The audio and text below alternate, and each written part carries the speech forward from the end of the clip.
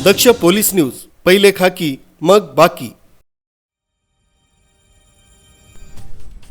राज्यात निर्माण झालेल्या इंधन टंचाईचा सर्वात मोठा फटका आता थेट पालघर जिल्ह्यातील जव्हार, मोखाडा, विक्रमगड, वाडा इथल्या शेतकऱ्यांना बसू लागलाय।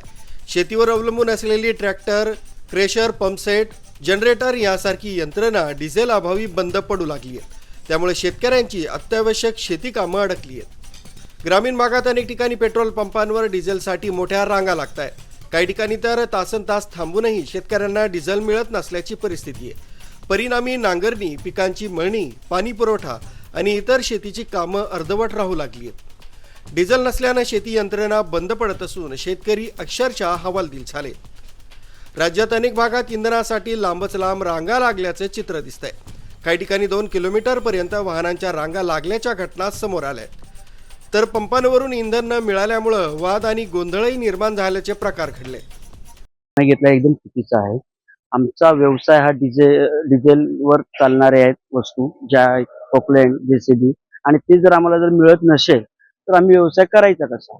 आणि हे करताना आम्हाला खूप आमची दमछाक होते। आम्ही 10-15 किलोमीटरवरून जेसीबी नाही आणू शकत, पोकलँड आणू शकत नाही, तरी आम्हाला तुम्ही कॅनमध्ये देण्याची कृपा करावी। आणि प्रशासनाला आमची हीच विनंती आहे की पेट्रोल पंपावर जेसीबी आणि पोकलँडवाल्यांना डिझेल कॅनमध्ये मिळण्याची परवानगी मिळावी। नेमकं कोणत्या गोष्टी आहेत त्याच्यात परिणाम आता आमची जेसीबी, पोकलँड प्रामुख्याने वीज भट्टी चालू आहेत, काही वन विभागाची कामं चालू आहेत, रस्त्याची कामं चालू आहेत।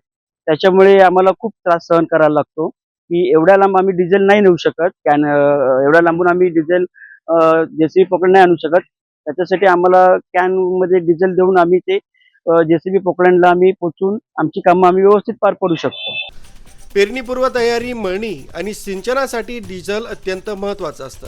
मात्र सध्या डिझेलच मिळत नसल्यानं शेतीची संपूर्ण साखळी विस्कळीत होण्याची भीती निर्माण झाली आहे। सरकारकडून इंधनाचा पुरेसा साठा असल्याचं सांगितलं जात असलं तरी प्रत्यक्षात ग्रामीण भागात डिझेलसाठी होणारी धावपळ थांबलेली नाहीये।